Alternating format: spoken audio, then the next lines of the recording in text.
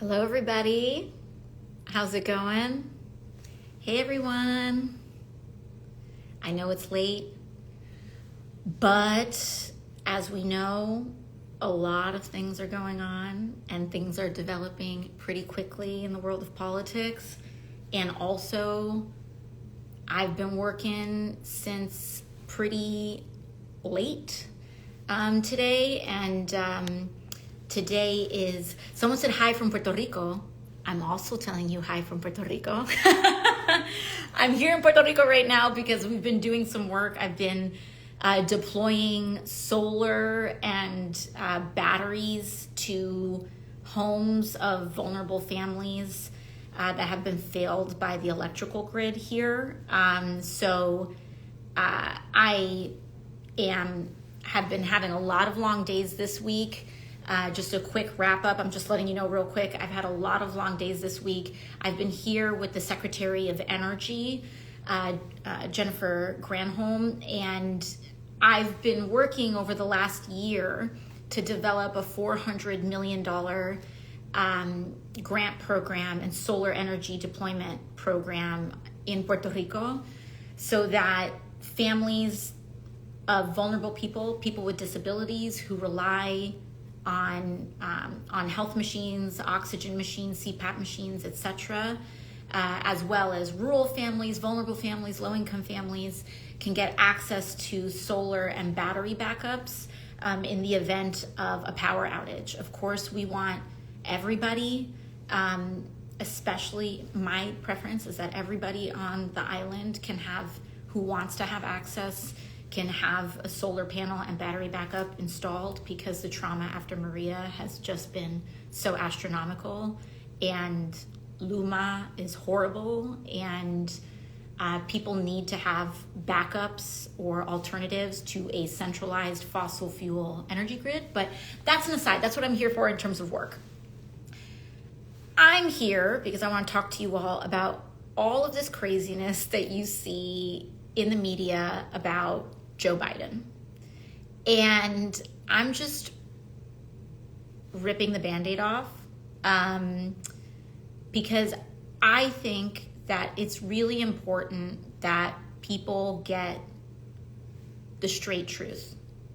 And I feel like there has been a lot of smoke screens that have been going on about this, and that people have not been getting told the full story here.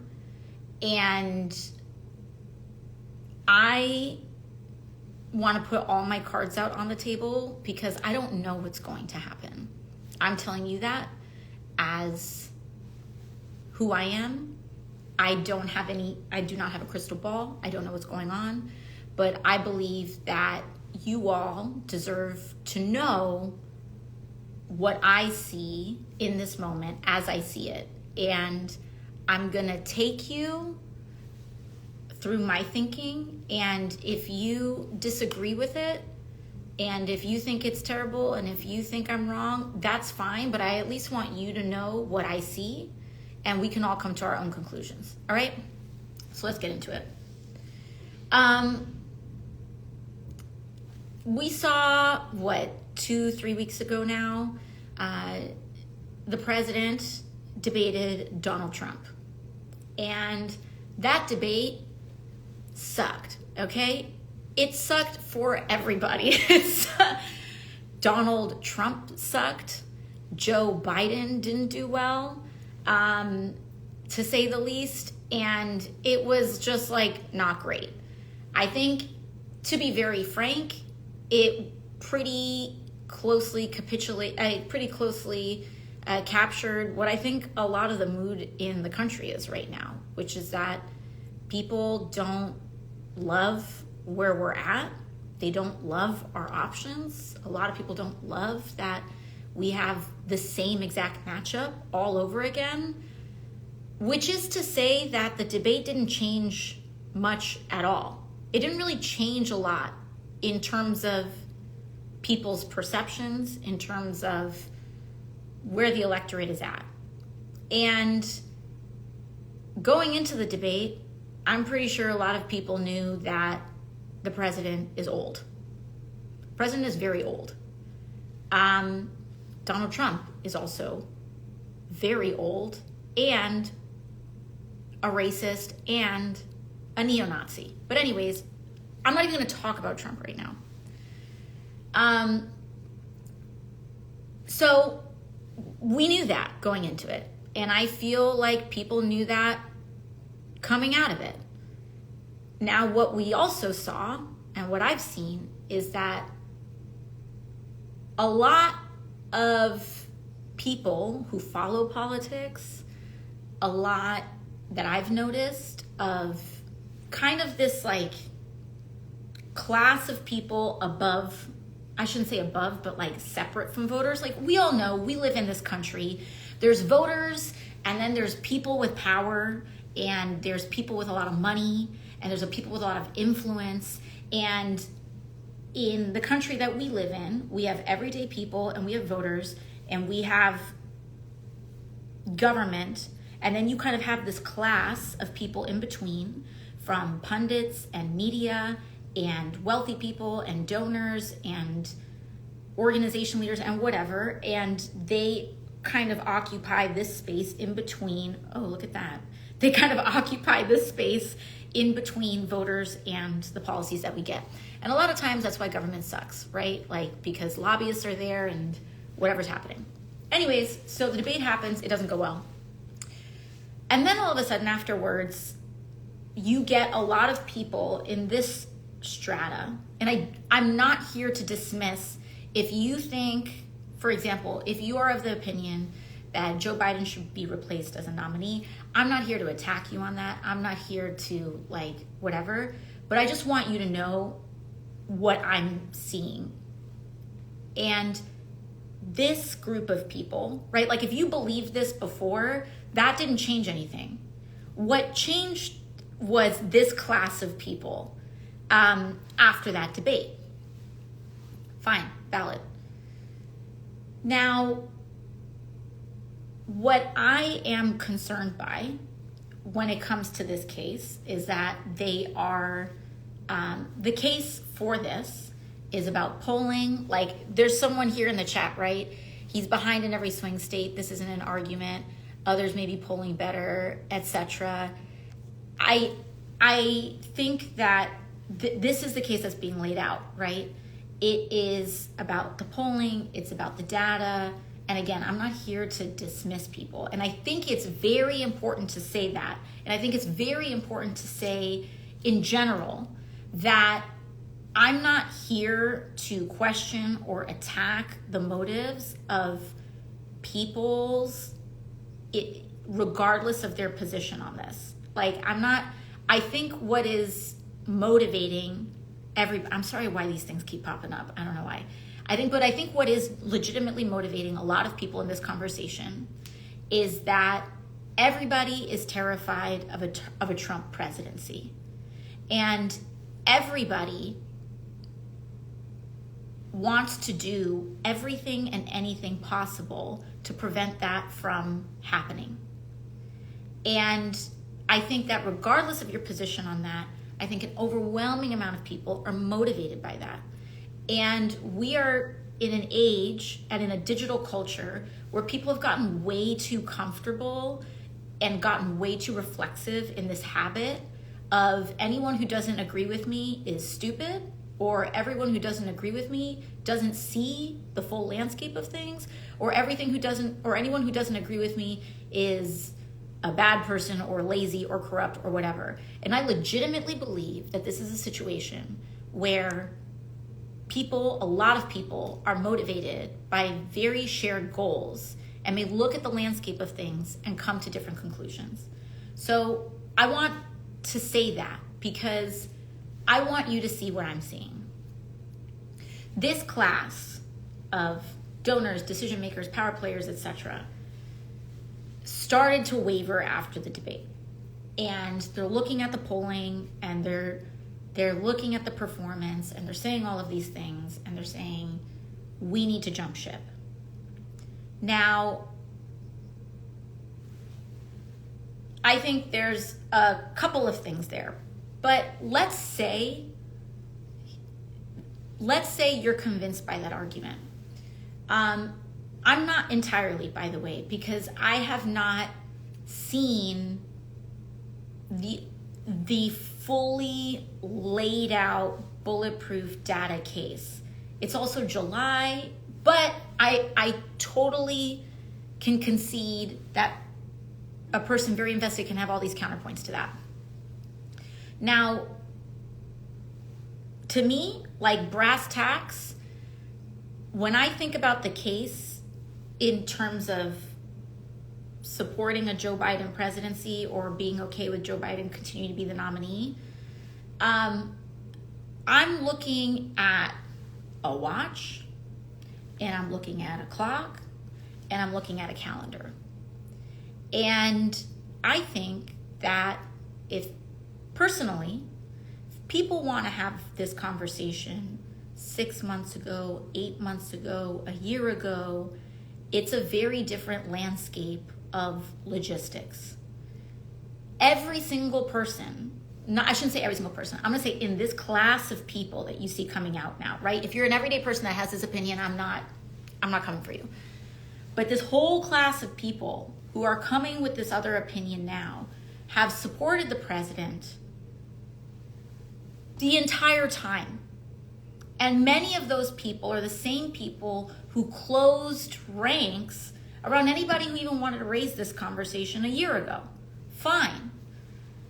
But we need to me, like, I'm looking at a lot of different things. And I want to communicate some things, even if you don't, particularly the case for even if you don't support the president continuing as the nominee on substance, merits, policy, etc. Let's take that aside, right? What day is it right now? July 17th? I've been working like a bunch. So I think today is July 17th. I'm sure someone will correct me in the comments if it's not.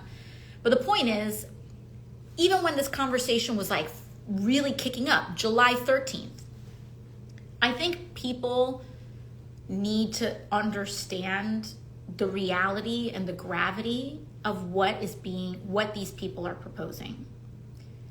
And I'm not saying this is all a reason not to do it, but I do think that people are talking about this without having two eyes wide open as to what this really means.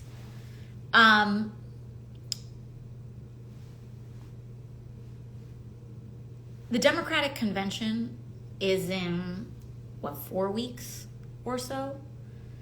The state of Ohio has legal ballot access issues that require a name to be enrolled and certified on their ballot even before the convention. And that's not because of Democrats. That's because of Republicans. And to people, there are some people that quibble and they say, oh, well, that's not really true because they actually passed this other law that allows the deadline to change. That law that allowed that deadline to quote unquote change also gets enacted and enrolled something like 60 or 90 days after passage, which now puts us in a legal gray zone. So whether you think it's above board or whether you don't think it's above board, I can tell you that it is guaranteed, and it is virtually guaranteed, and it has been confirmed by the Republican Speaker of the House that Republicans are already preparing legal challenges to any name change on the ballot that may happen, occur, arise, or be possible. And so for us, I want us to, opening this conversation, I think it's important for us to consider the stakes, okay? Before you even get into the merits, talk about the stakes. If this is even something that can be opened, right? And what we know is that we can virtually guarantee, Mike Johnson came out and said that they're absolutely preparing legal challenges to wherever it's possible. And I want to tell you, those legal challenges are most viable where? in the same handful of swing seats that are needed to win the presidency. I'm not saying every single one is counted out, but I am saying that's what's at the table. And guess what? Republicans, they mount that legal challenge. The possibility of our elections being decided by a Supreme Court ruling skyrocket. Okay? I'm not here to use fear. I'm not saying this to use fear to dissuade people out of their position. But I need us to understand the stakes. Okay? And that's point number one.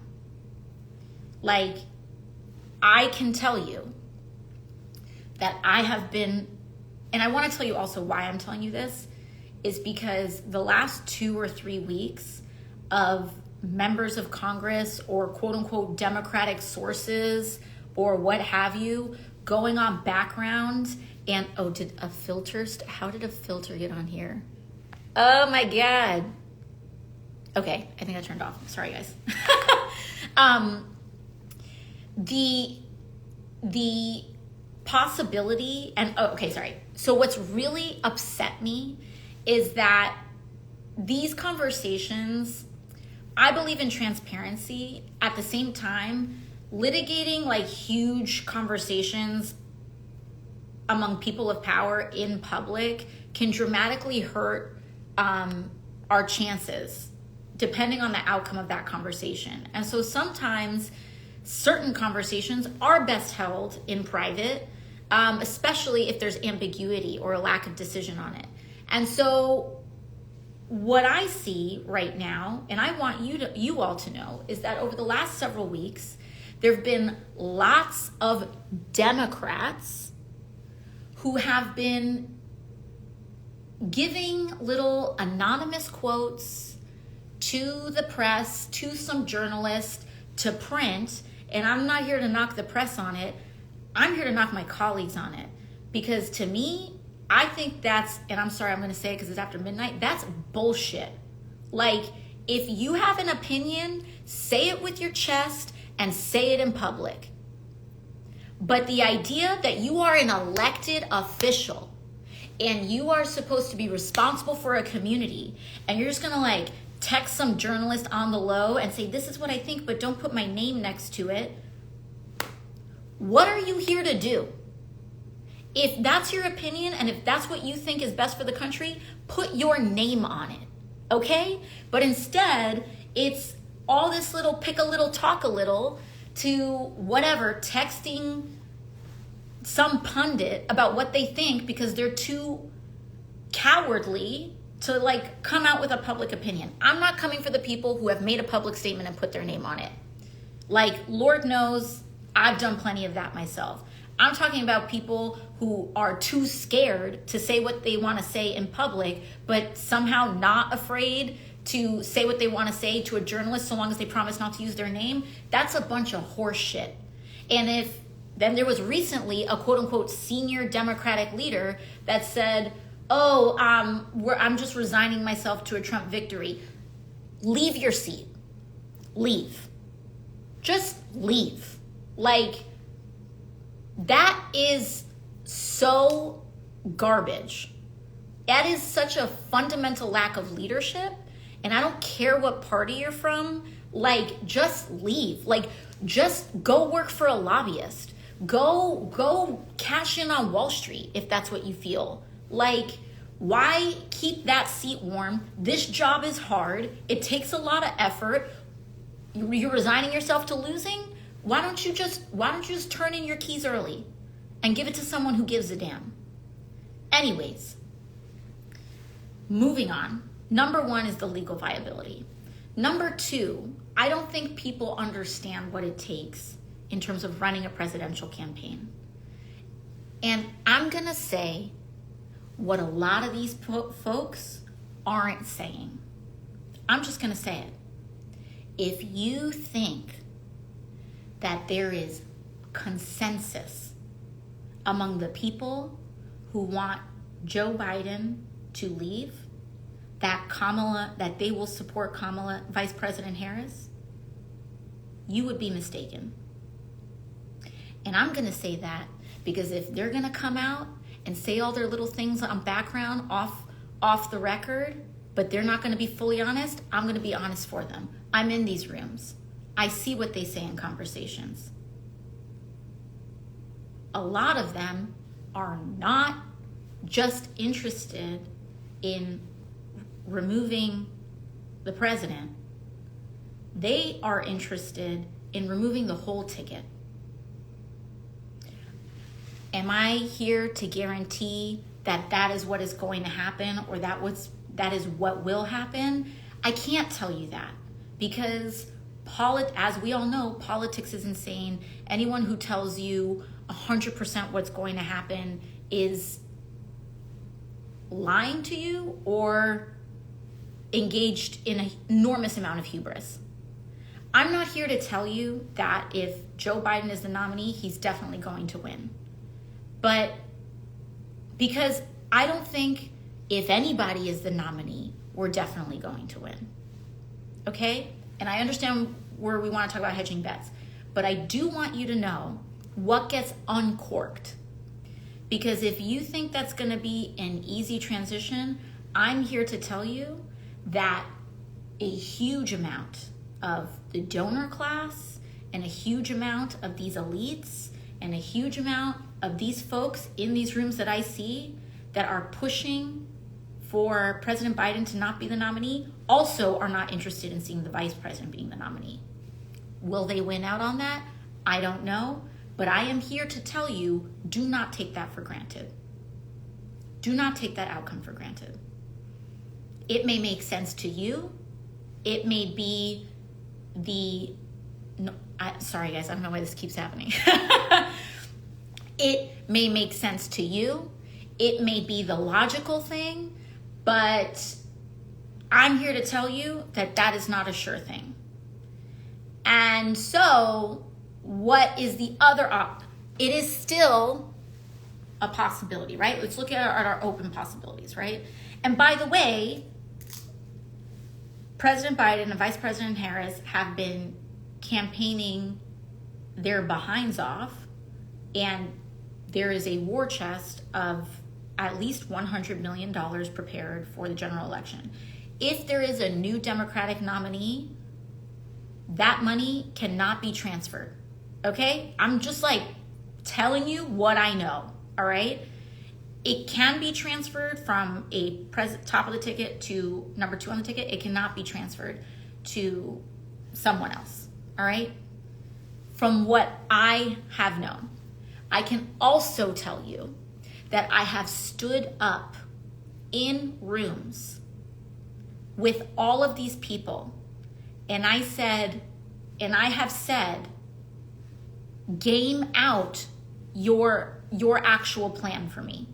Game it out. Have you looked in, what are the risks of this going to the Supreme Court? What are these things, right? And I'm not here to assert any major thing. If y'all want to come with the receipts in the comments, that's fine. But what I can tell you is that I have stood up in rooms of folks making these decisions, and I have raised these questions, and no one had an answer for me. Maybe they have an answer now. I don't know. No one's gotten back to me. But hello? Nobody responded. Nobody has responded to me. And I'm not talking about some pundit with a column in a newspaper saying theoretically it's possible. I'm talking about the lawyers. I'm talking about the legislatures. I'm not talking about here's how an open convention would go down. I'm talking about people whose job it is to look at the letter of the law and the letter of many different states' state laws and take a look at this, okay? So while I understand the case that some folks may be making from a theoretical perspective and from even maybe, a polling perspective, I'm here to also, like, as a person who is responsible for executing decisions and not just opining on them, I can tell you that I have not seen, I don't know why the fireworks keep going off. I have not seen the plan. And when a convention is in 4-ish weeks, when Michigan has to finalize their ballot 2 days after the convention concludes, which, mind you, you have an open convention. The convention could then go on for days if you have a bunch of nominees. And then before you know it, you blow past the Michigan deadline if you don't have a nominee in 2 days or whenever it may be. And then the legal problems start to mount, okay? And so I am concerned about the lack of thought that I have seen from the individuals that would be responsible for executing on this, okay? And so, like, that is before the fact that, people want to talk about polling. I'm not here to tell you, like, polling is amazing. In fact, I'm pretty sure that if there was a candidate that the polling was like a slam dunk on, maybe all this would be going down differently right now. But there is no safe option. There's no safe option. And I think given the stakes of this moment, we all want to run to safety and we want to run to the sure thing. And I think it's important to operate with integrity. If you 10,000% are super convinced that the candidate or the president cannot beat Donald Trump, then, like, do what you think is in your good conscience. But I have not seen a scenario, an alternative scenario that I feel does not set us up for enormous peril, based on what I'm noticing privately and what I see publicly. And I also see a lot of wishful thinking about what constitutes a presidential campaign. When people want to talk about, and I'm also let me give you some real tea as well, as someone who sees how elected officials operate. There are a lot of people that are like, even if they're like, okay, fine, I bet, okay, we're going to switch out Biden. Okay. But you don't want Harris either. Okay. So we'll just go for somebody else. Let me tell you something about how politics works. All right. And again, anything is possible. I could be totally wrong. I can so accept that about this because elections are chaotic, and I'm not here to tell you that I know exactly what's going to happen. But let's say there's like some blank question mark as a third. I can tell you that anyone who genuinely wants, like, if you are the kind of politician that genuinely wants to be president of the United States, a lot of those folks don't want that. They don't want to be shooed in 8 weeks before an election starts. Because let me tell you something. People think this election is in November. The convention is in 4 weeks, and early ballots go out. The first early ballots in this country go out 4 weeks after that. This election is not in November. It's in September. It's in the end of September. It's in early October.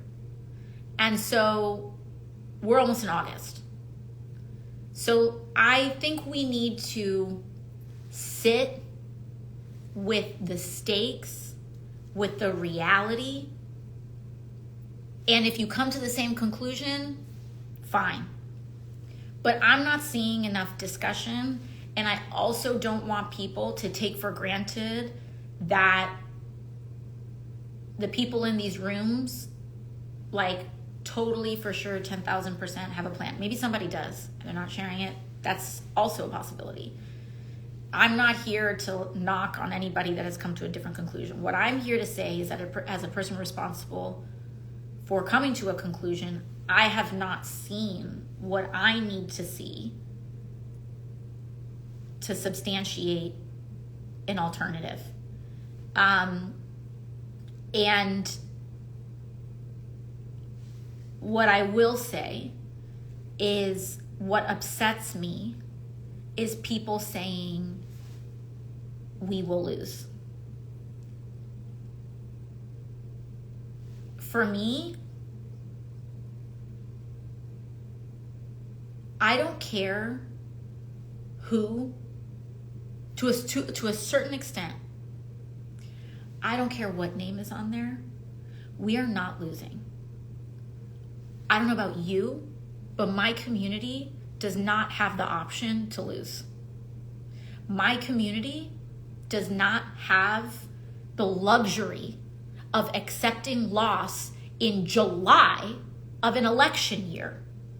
Like, my people are the first ones deported. They're the first ones put in Rikers. They're the first ones whose families are killed by war. And this is horrific. I'm not here to like say everything is amazing, okay? I'm not here to say that like, oh, you know, to lie to people. What I am here to say is that we need to make decisions in the conditions that we have before us. Even if they're ugly, even if they're hard, even if what we don't want, like, we don't get to run away. And I'm here no matter what. Like, truly. I do think that people underestimate Biden's performance. I think that is how he became president, is through a lot of people underestimating his performance with demographics that are not traditionally valued. And I think that people see where he's weak. They don't often see where he's strong. And just electorally, purely electorally, right? Like, again, suspending some of the other arguments here. And I'm not a professional pollster. I am not a political pundit. I am a person whose job it is to win elections. And people may say, oh, blah, blah, blah, like, you're from whatever place you're from, and because you're from where you're from, like, you don't deserve to be qualified in that. I can tell you that I have won elections that I have had no business winning. I can tell you that in my four primary elections and in several other general elections, but particularly my 4 primary elections, my vote share has only gone up since I first won election. Even with disinformation campaigns targeting me, even with like whatever from the left, from the right, whatever, saying I ain't this, I ain't that. Here's what I know. I won my primary election with 82% of the vote. 82% of the vote. I think I may have won with the highest vote share in terms of a primary, if not the entire city of New York, perhaps the entire state of New York. And so, you know, people may poo-poo where I'm from. I can't change where I'm from. What I can say is that I run a campaign that's not based on big dollar donors. That's not my information input. I run a campaign that is not, surprisingly, like, entirely dependent on the internet. It's dependent on the streets, and it's dependent on presence on the ground. And sometimes my digital presence very often replaces in people's perception of me as a candidate what we do in the ground.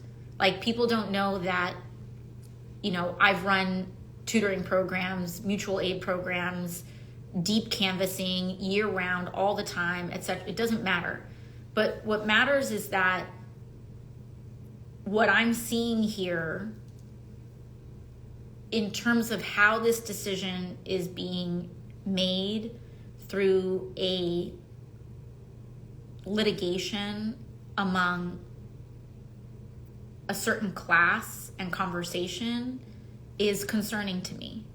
And again, I'm not here to dismiss everyday people that have this opinion. What I'm saying is like the mechanisms by which this decision is being made is concerning me. And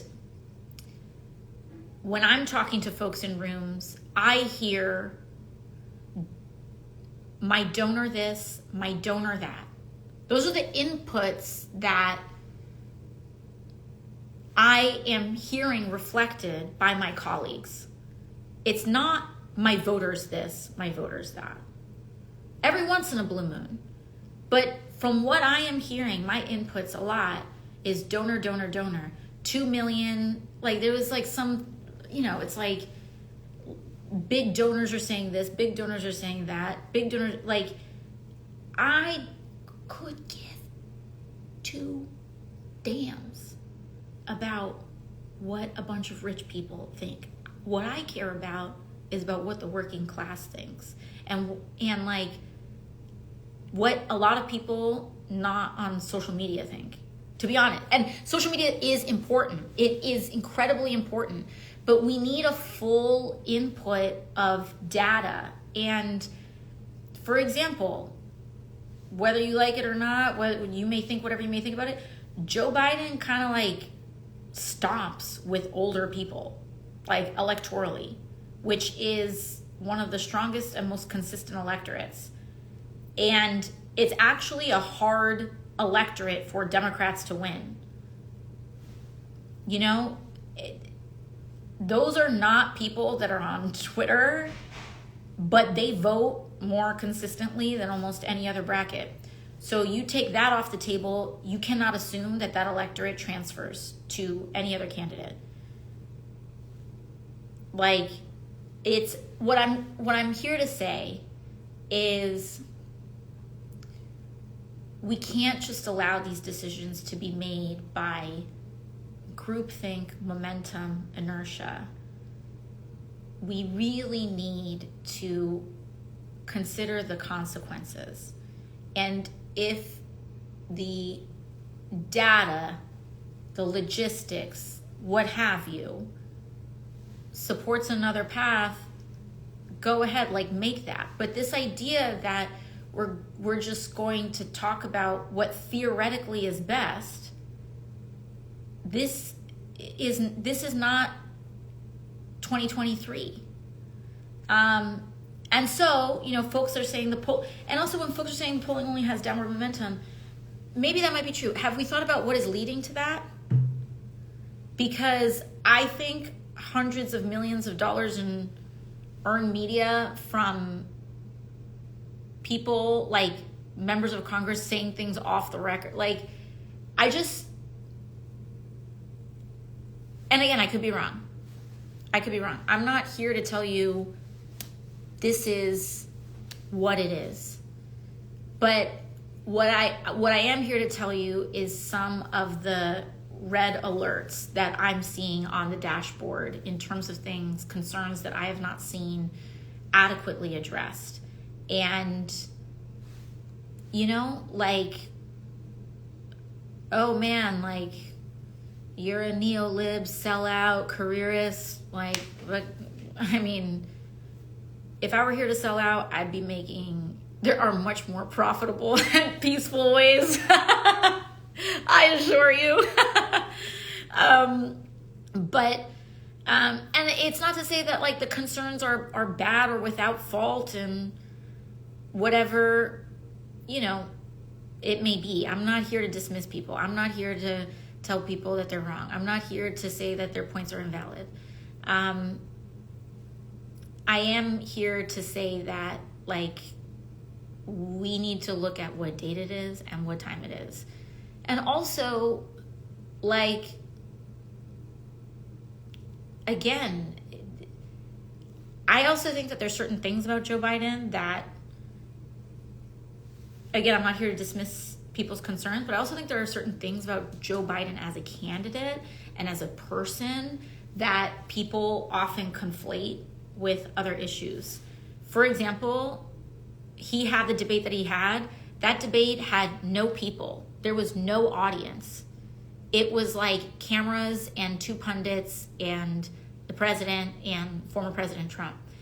And then people went the next day and they saw that he did amazing the day he did a rally, I believe in North Carolina, and he did a rally the day after, and it went super, super well. And people were like, where was this Joe Biden?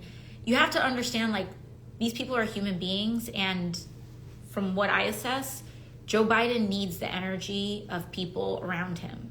And he just did a rally in Detroit, and when he's around thousands of people, that is how he resonates. And again, I'm not here to like dismiss, and you can totally rake me over the coals. Trust me, if I was trying to do something that was like, that I think was like calculatingly the best for me, I would not be on this live right now. You know, like, it's just easy to just hang back. But the reason I'm doing it is because I care about the future of this country. I care about the outcome of this election profoundly and deeply, just like all of you. And as a person that is invested in our success, I feel like I would regret not raising some of these matters that I feel are not getting appropriate consideration. And it kind of bums me out because the vast majority of people are not following this conversation as closely as the people who are following this conversation think. And if the president makes a decision unto himself, that's on him.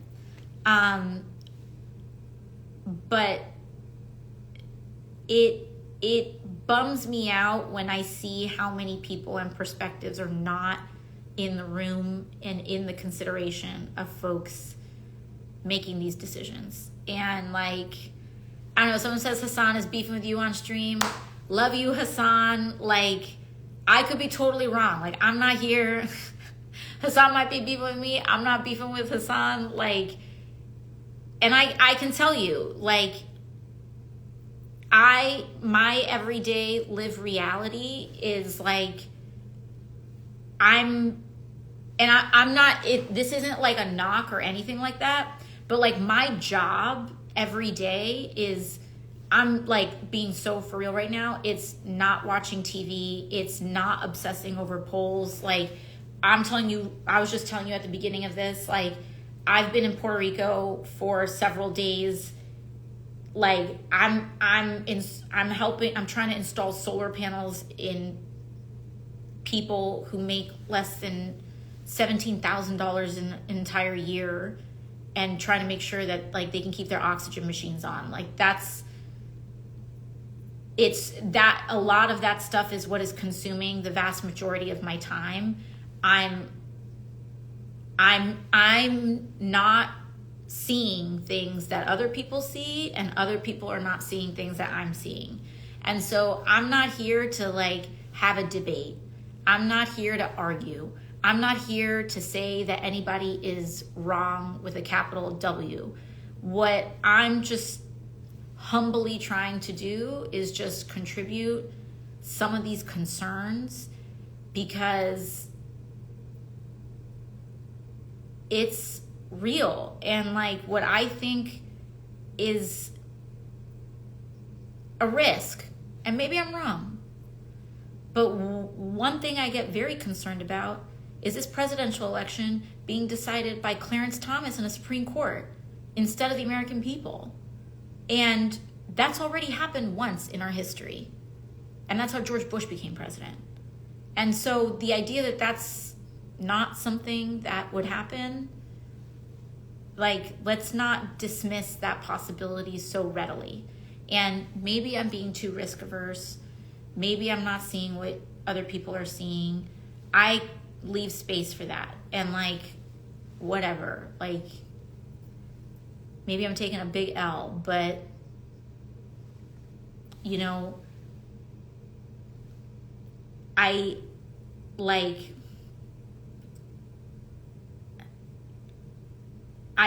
that I think they're just real concerns. I think the concerns are valid. I also think that the concerns about the president are valid. I'm not here to like dismiss anybody. But you know, it's like annoying me how this is being litigated on CNN. And a lot of people are just like not on the ground. And like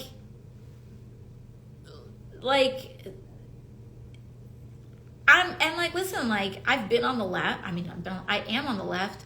I've seen the left be really wrong before electorally. And I've seen the left be really right electorally. But I've done this long enough that I've seen a lot of people speak with a lot of certainty and be totally wrong. And, you know, there's no short ticket here. And I think that there's a lot of people and electorates that know the president. We haven't even talked about unions. Like,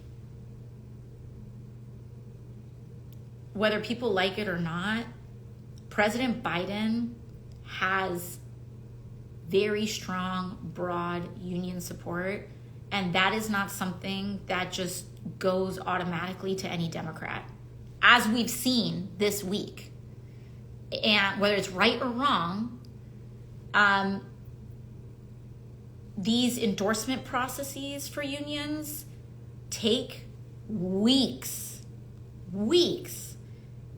if you're going at a breakneck pace, and they don't go to just whoever the Democrat is.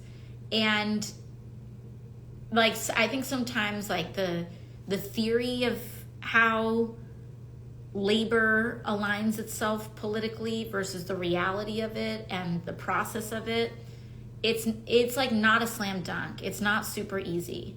And it's really, really hard earned.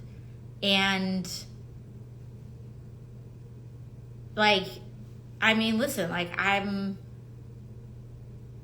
was elected as a democratic socialist. Like, did that mean that unions just automatically supported me? No, I had to work for years and years and years and years. And so, you know, again, it's like, I know all the points that I'm making are the kind that people go, boo, boo, you know, you're wrong, you're whack, you're boring, you're scared, like whatever. But I'm like in the muck with this all the time. Like it's like my job to get these things, and I have confronted and lived with the reality of how I think it works and how it actually works. And I'm always trying to unite those things, but I just don't want people to, like, I just want people to at least come to their conclusions eyes wide open about, regardless of what shakes out, we're gonna have to work harder than we've ever worked before. I don't care if you're falling out of a coconut tree, God bless you. If you're riding with the president, God bless. I'm not an open convention person. I think that is crazy. And I think that a lot of people may have their like niche politician that they stand, that they maybe think is way more nationally popular and recognized than they actually are. But like, I don't think an open convention is the way. But, you know, I think it's important. I'll do whatever needs to be done. I can say that I think that I do think there's a lot of misinformation going out. But again, like, I trust people to come to the conclusions that they come to.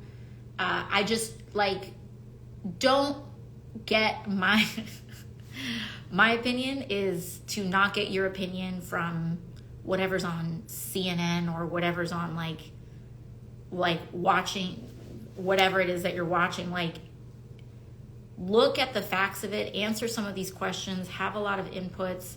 But like, it's kind of crazy to me that people are talking about this like without talking about how it would actually go down.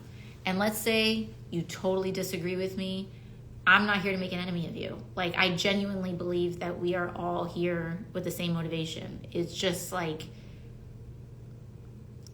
you know, I just think that there's a lot under the hood here that people have not fully considered. And when it comes to polling, like, no other, on a flip side, just as something, and again, I could be wrong on this. You can argue about polling all day long because, like, there's enough data and statistics that support tons of arguments. But I can also tell you from my perspective, I tend to be sometimes a polling skeptic, but that's like baked into me as a person. My first election, polls had me down 35 points. I won by 13. Okay, fine. Like, that was a whole different, unique situation. I'm going to tell you, this year, I had a primary election. My polling had me down by like about double digits from where I ended up performing. So my own polling, private polling, had me underperforming a lot more than what I actually ended up performing at. Now, I don't know what that means, right? Like, what I don't know what that means.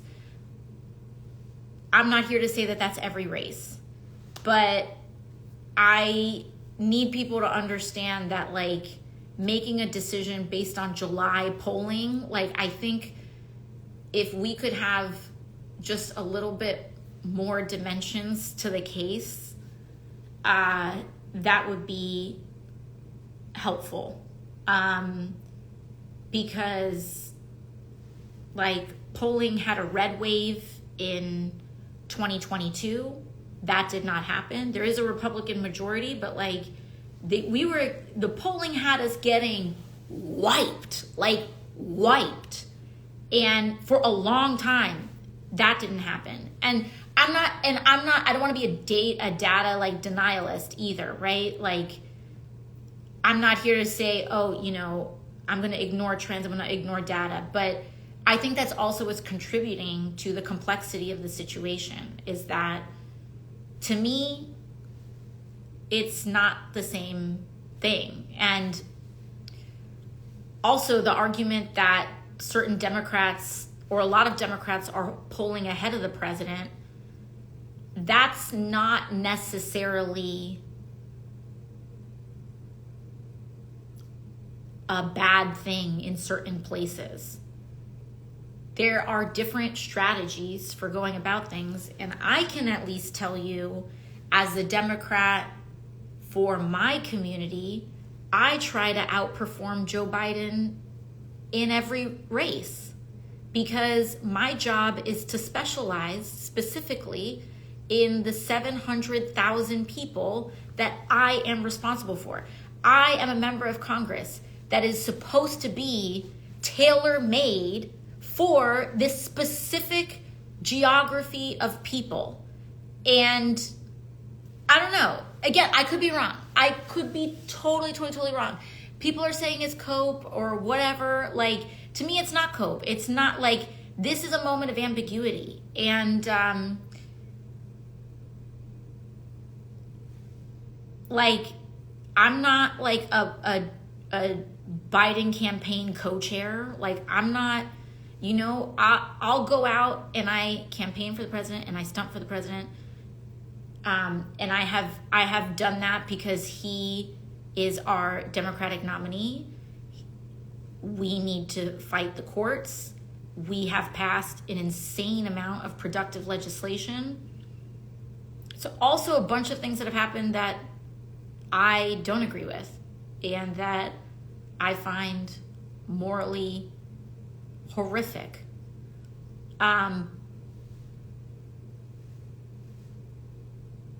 Complexity is the job.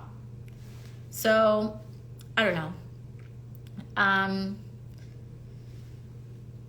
You may have like whatever opinions you have, but again, once again, also, if you think, once again, I'll repeat myself, if you think that a lot of the folks who are in charge of swaying this position are defaulting to the vice president, you would be mistaken. That is not something to be taken for granted. And that would have to be a fight too. So all you folks that are coconut pilled in the comments as you are identifying, buckle up. But it's, I just want to be honest. I could be wrong. You could be totally disagree with me, but I'm telling you straight up, I'm not coming in bad faith. I'm not coming with any ulterior motive here. I'm not incentivized by anything here aside from wanting to win. And I don't think that people who come with a different opinion don't want to win. I think we all want to win. I think we're looking at different things and coming to certain conclusions. But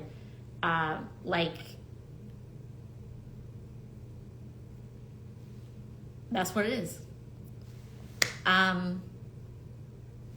We'll see you, people.